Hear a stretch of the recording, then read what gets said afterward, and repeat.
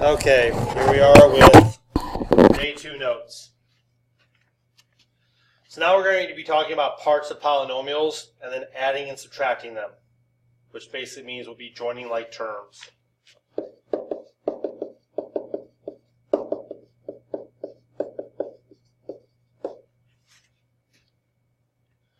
So a polynomial, or objective, is to identify the degree, the type of polynomial, and the leading coefficients in standard form, as well as adding and subtracting. Once again, joining like terms. So important definition is a polynomial is a monomial or sum of monomials. Poly means many. A polynomial function looks like this: f of x, and then it can go as, on forever depending on where you start. We're always going to go in descending order. So, review some basic concepts. If I have one term, it is a monomial. Just like if I talked like this and never changed the tone of my voice, I would be talking in a monotone and everyone would fall asleep and not learn. So, mono means one, single. So a single term, such as 2x squared. Excuse me. I.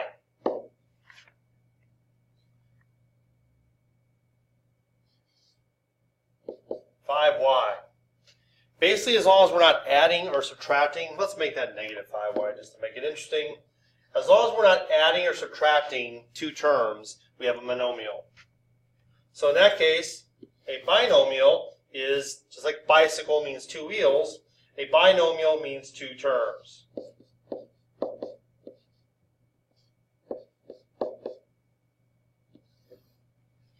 Two monomials joined together by subtraction. 2x squared y minus 4x. Then a trinomial, just like a tricycle, means we have three terms, which looks a lot like what we've been doing with quadratics lately. And then if we have four or more, we don't go to quadnomials and quintuple nomials or anything like that. Once we get to four, we just call it a polynomial. Even though all of these above are polynomials, they have specific names. Once we get to four, we just call it a general polynomial.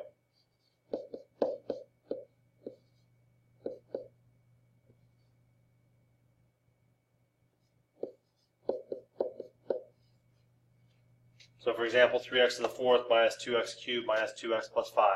There we have four separate terms. Four monomials joined together by subtraction and addition. So, am I a polynomial function? In order to be a polynomial function, we have to have certain criteria met. The exponents are whole numbers. 0, 1, 2, 3, and so forth.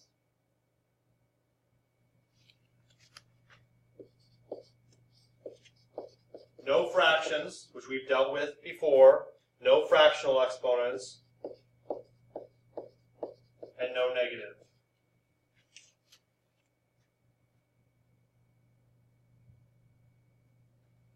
So, for example, no x to the 3/5, no x to the negative 2.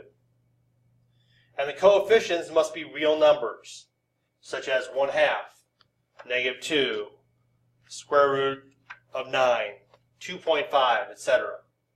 They must be real. You could not have pi as a coefficient.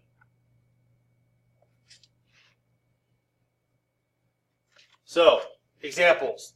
Determine if these are polynomials, yes or no, and why or why not. Well, the first one is yes. It is a trinomial. There are three separate terms: negative 2x cubed, 5x, and 8. Number two is no, because we have a negative exponent.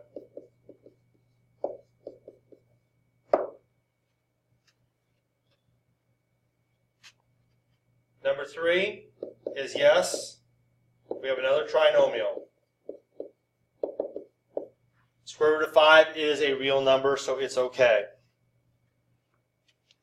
And number 4, we have to answer no, because the exponent's a variable.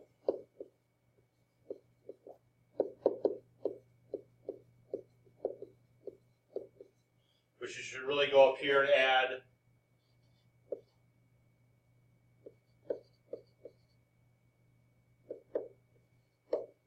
no variable. Even though it says whole numbers, just as to reiterate, no variable.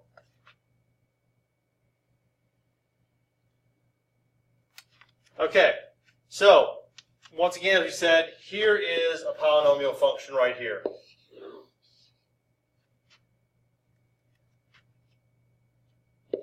Whatever is in front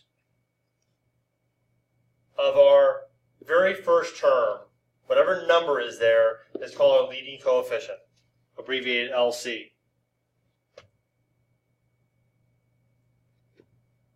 N, right here, is the degree of the polynomial. So whatever the degree of the highest term is, that's going to be our degree of the polynomial. And whatever our last term is that has no variable behind it is our constant.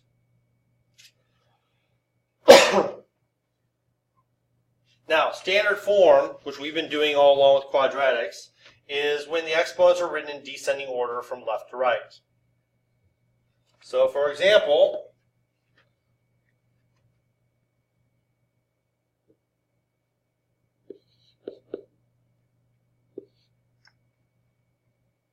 if we had 2x to the 0, since x to the 0 is just 1, that really is just 2. It's a constant number. The variable goes away. Example of x to the 1, we don't usually write the 1, but those are the same thing. And as you know from where we've been, that's a linear equation. Y equals mx plus b. Y equals 5x minus 2. Where negative 2 is our y-intercept and 5 is our slope. If the highest number is 2, that's what we've been doing for a while now. That's a quadratic equation. Such as negative 3x squared plus 4. There may or may not be a middle term, there may or may not be a third term. But as long as we have x squared, we have a quadratic. A cubic function is when the highest number is 3.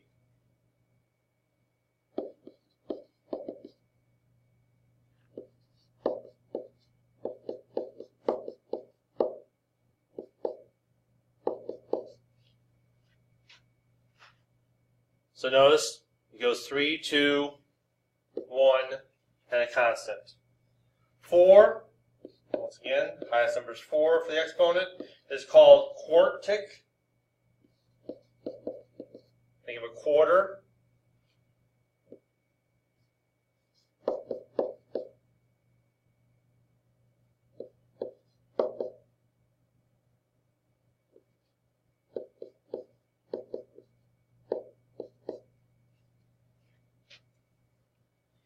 And if we have x to the 5 as our first term, it's called quintic.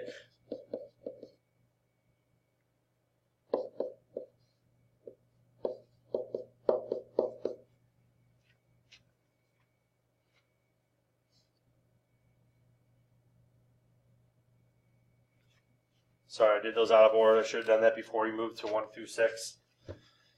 So, write the polynomial in standard form, find the leading coefficient, the degree, and the type. So, all we're going to do is jumble this in a different order. 13x squared is positive, minus our 12x, plus the square root of 3. Even though there's no plus there, it is a positive because there's no negative. So that's written in order. X squared, then x, and then our constant. No variable. So what is the degree?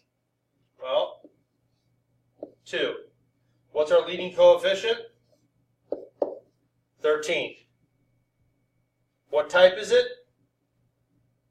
It's a quadratic.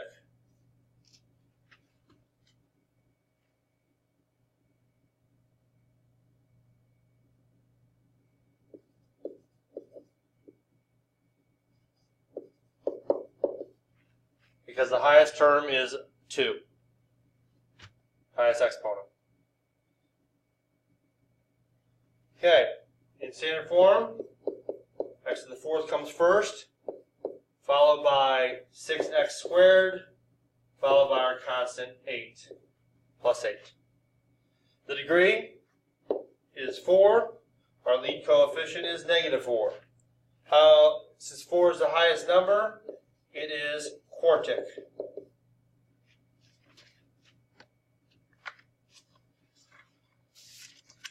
Okay, sometimes they'll be factored. Now we could FOIL x minus 2x plus 3 and then distribute the 2x, but we do not have to. If you just look at this and think about it, even if we did do that, we do x times x, which is 1x squared, and we multiply the 2, we end up with 2 as our first number. So our lead coefficient is right here, 2.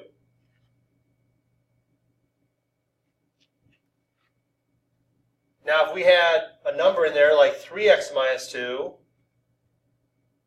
then we do 2 times 3, we'd multiply all of our numbers and get 6. But this is just going to be 2. The degree, let's look at our x's. We have x to the 1, x to the 1, x to the 1. After we multiply all those out, we're going to get, I don't need to write x cubed, just write the 3. It's going to be a cubic function. Now once again, we don't do this the long way, but just so you see why it works out, 2x times, if I FOIL, I get x squared plus 3x minus 2x, which is plus 1x, minus 6. Then when I distribute, I get 2x cubed plus 2x squared minus 12x. Now once again, you're not going to go through all that work of FOILing and then distributing, but I want you to see why 2 is our lead coefficient and why it's a degree of 3, which makes it cubic.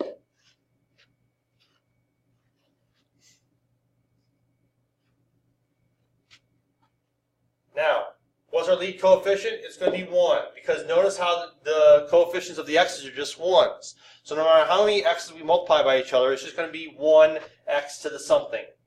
Now, what is that degree going to be? Well, if you think about it, this 2 is going to come in here and make that x squared, and this 3 is going to come in here and make that x to the 5th when we FOIL it.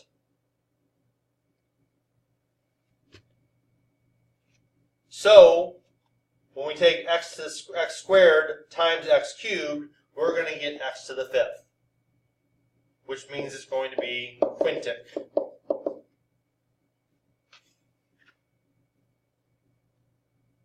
Okay, so once again, we're not going to do this the long way, but if I FOILed x plus 2, I would get x squared plus 4x plus 4. And I would get, on my second one, x squared plus 10x plus 25. And then if I multiplied that trinomial times that trinomial, I'd get a big, long polynomial. Okay? But notice,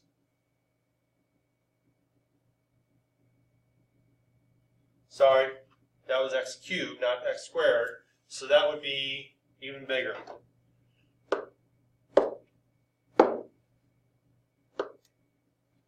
I would get x squared plus 4x plus 4. And I would get, I'm just going to take x plus 5 first, FOIL it. And I would get x squared plus 10x plus 25. But I still have another x plus 5 here. Now, like I said, I'm not going to carry out and do all this work and multiply it, but I would have to do the trinomial times the binomial, which is a lot of work, which is why we don't want you to do that. But I want you to see how we end up having x squared times x to the 1. That's where this 5 comes from. You're basically just adding the 3 and the 2 right here. Adding and subtracting. When you add or subtract polynomials, you add or subtract the coefficients of like terms. You've already done this. Don't multiply. So I like to use some kind of symbol to, put underneath everything. So I only have one x to the fourth term. I have negative 3x squared and negative 2x squared. I have 5x and negative 7x. I have negative 6 and negative 5. Notice the 4x to the fourth doesn't have any other fourths, so it's going to be by itself. The 9x cubed, I don't know why I wrote a 4.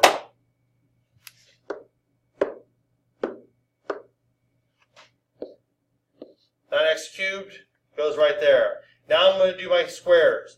Negative 3 and negative 2 is negative 5x squared. My x's, 5x take away 7x is negative 2x. My constants, negative 6 minus 5 is negative 11. I am finished and I have it in descending order standard form. Nothing else I can do. Be careful here. You have to subtract each item.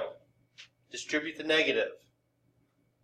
So I'm going to have cubes and cubes, and that's it. Except for constants. There's 1x squared and 1x term. So all I need to do is do 1/2 minus 2/3. Well, I can't do that because they don't have the same denominator, which I have to find, which is 6. 3/6 minus 4/6, which is negative 1/6 x cubed. Like I said, there's only one x squared term. So you're going to see quickly on the video that I screwed up here, you're going to see plus 3x. And it should be because even though I drew the arrow, this minus is going to make this minus 3x. And then 8 minus 7 is plus 1. So that's the correct way it should be. So even if the other one pops up because I couldn't cut it out, that's the correct answer. And 8 minus 7 is plus 1.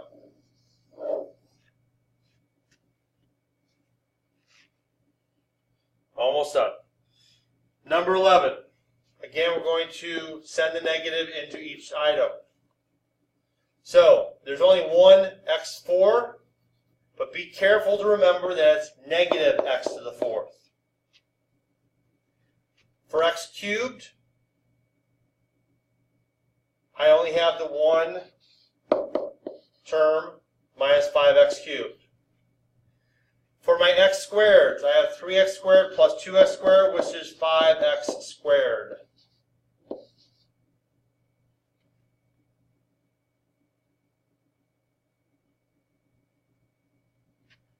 And once again, I just made my mistake I told you not to do.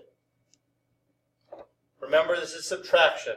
So it's 3x squared minus 2x squared, which is plus 1x squared.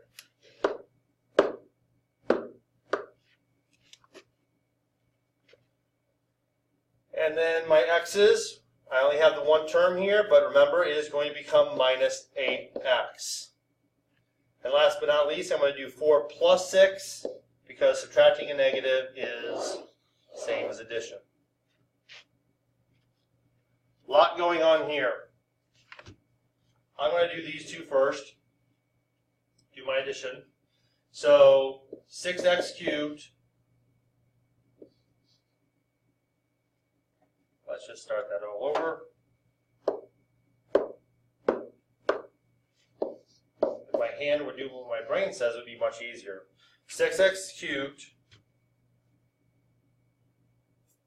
5x squared plus 2x squared is plus 7x squared. Negative 6x minus 4. Now it's going to be that minus, I'm just going to distribute my minus so I don't make a mistake, minus 8x cubed minus 3x squared plus 5. 6x cubed minus 8x cubed is negative 2x cubed. 7x squared minus 3x squared is plus 4x squared. Minus 6x is by itself. negative 4 plus 5 is plus 1.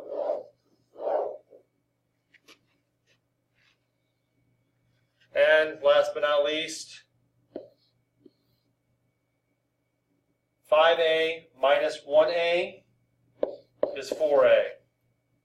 Negative 3b minus 4b is negative 7b. And 5 plus 6 is 11.